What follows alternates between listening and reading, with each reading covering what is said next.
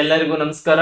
ಈಗ ನಾವು chapter number 6 computer hardware ಅಂತಿದೆ. ಕನ್ನಡದಲ್ಲಿ ಕಂಪ್ಯೂಟರ್ನ ತಂತ್ರಾಂಶ ಅಂತ ಹೇಳ್ತಾರೆ.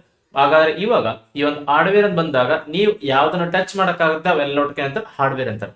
ಯಾವ್ದನ್ನ ಟಚ್ ಮಾಡಕ್ಕಾಗಲ್ಲ ಅವೆಲ್ಲದಕ್ಕೆ ಸಾಫ್ಟ್ವೇರ್ ಅಂತಾರೆ. ಸಿಂಪಲ್ ಆಗಿ ಹೇಳ್ಬೇಕಂತಿಕರೆ ನಿಮ್ಮ ದೇಹದಲ್ಲಿ ಕೈ, ಕಾಲು, ಮೂಗು, ಕಣ್ಣು ಇವೆಲ್ಲವನ್ನ ಟಚ್ ಮಾಡೋದು. ಬಟ್ ಆತ್ಮನ್ ಬರ್ತಾರೆ ಅದನ್ನ ಟಚ್ ಮಾಡಕ್ಕಲ್ಲ, ಅದೇನ್ರಿ ಸಾಫ್ಟ್ವೇರ್. ಅದೇ ತರನಾಗಿ ಇವತ್ತು ಕಂಪ್ಯೂಟರ್ ಹಾರ್ಡ್ವೇರ್ ಅಂತ ಬಂದಾಗ ಯಾವೊಂದು ಸಾಧನವನ್ನು ಭೌತಿಕವಾಗಿ ಸ್ಪರ್ಶಿಸಲಾಗುತ್ತದೆಯೋ ಅದಕ್ಕೇನಂತಾರೆ ಕಂಪ್ಯೂಟರ್ ಹಾರ್ಡ್ವೇರ್ ಅಂತ ಕರೀತಾರೆ. ಅದರಲ್ಲಿ ಸ್ಪೆಷಲ್ ಆಗಿ ಕಂಪ್ಯೂಟರ್ ಹಾರ್ಡ್ವೇರ್ ಬಂದಾಗ ಕಂಪ್ಯೂಟರ್ ಬರುವಂತಹ ಯಾವೊಂದು ಸಾಧನವನ್ನು ನೀವು ಟಚ್ ಮಾಡಕ್ಕಾಗುತ್ತೆ ಅದಕ್ಕೆ ಏನ್ ಕರಿಬೇಕ್ರಿ ಹಾರ್ಡ್ವೇರ್ ಅಂತ ಕರಿಬೇಕು. ಹಾಗಾದ್ರೆ ಸ್ವಲ್ಪ ಉದಾಹರಣೆ ನೋಡ್ತಾ ಹೋದ್ರೆ ಇಲ್ಲೆಲ್ಲ ಚಿತ್ರಗಳು ಏನ್ ಕಾಣ್ತಾ ನೋಡ್ರಿ, ಇವೆಲ್ಲವೇನಪ್ಪ ಕಂಪ್ಯೂಟರ್ ಹಾರ್ಡ್ವೇರ್ ಅಂತ ಹೇಳ್ಬೋದು. ಇಲ್ಲಿ ಕಂಪ್ಯೂಟರ್ ಹಾರ್ಡ್ವೇರ್ ಅಂತ ಬರುತ್ತೆ. ಕಂಪ್ಯೂಟರ್ ಹಾರ್ಡ್ವೇರ್ ಅಂತ ಬಂದಾಗ ನೀವು ಯಾವ ಒಂದು ಸಾಧನವನ್ನು ಭೌತಿಕವಾಗಿ ಸ್ಪರ್ಶಿಸಲಾಗುತ್ತದೆಯೋ ಅದಕ್ಕೇನಂತಾರ್ರಿ ಹಾರ್ಡ್ವೇರ್ ಅಂತಾರ. ಇಂಗ್ಲಿಷ್ ಅಲ್ಲಿ ನೋಡ್ತಾ ಹೋದ್ರೆ ಫಿಸಿಕಲಿ ಟಚ್ ಮಾಡುವಂತಹ ಸಾಧನಗಳಿಗೆ ಏನಂತಾರ್ರಿ ಹಾರ್ಡ್ವೇರ್ ಅಂತ ಕೂಡ ಕರಿಬಹುದು.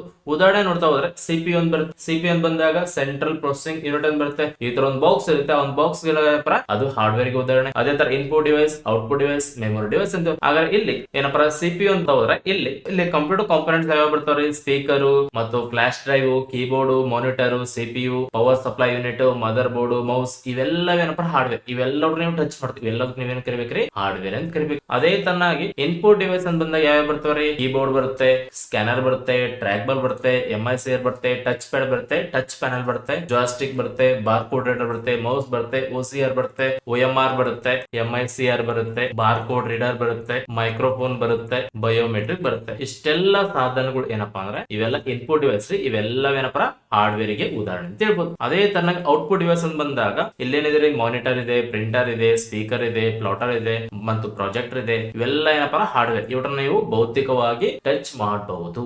ಓಕೆನಾ. ಅದೇ ತರನಾಗಿ ಮೆಮೊರಿ ಡಿವೈಸ್ ಅಂತ ಬಂದಾಗ RAM, ROM, CD, pen drive, hard disk, floppy disk, memory card, pen drive, tape ಇವೆಲ್ಲವೇನಪ್ಪ ಹಾರ್ಡ್ವೇರ್ ಗೆ ಉದಾಹರಣೆ ಆಗಿವೆ. ಹಾಗಾದ್ರೆ ಎಕ್ಸಾಮ್ ಅಲ್ಲಿ ಮೊನ್ನೆ ಕ್ವಶನ್ ಕೇಳ್ತಾರೆ, ಸೊ ಭೌತಿಕವಾಗಿ ಸ್ಪರ್ಶಿಸಲಾಗುವಂತಹ ಸಾಧನಗಳು ಏನಂತಾರೆ ಹಾರ್ಡ್ವೇರ್ ಅಂತಾರೆ. ಹಾಗಾದ್ರೆ ಕೀಬೋರ್ಡ್ ಯಾವ್ದಕ್ಕೆ ಉದಾಹರಣೆ ಕೇಳಿದ, ಕೀಬೋರ್ಡ್ ಯಾವ್ದಕ್ಕೆ ಉದಾಹರಣೆ, ಇದೊಂದು ಹಾರ್ಡ್ವೇರ್. ಕ್ಲಿಯರ್.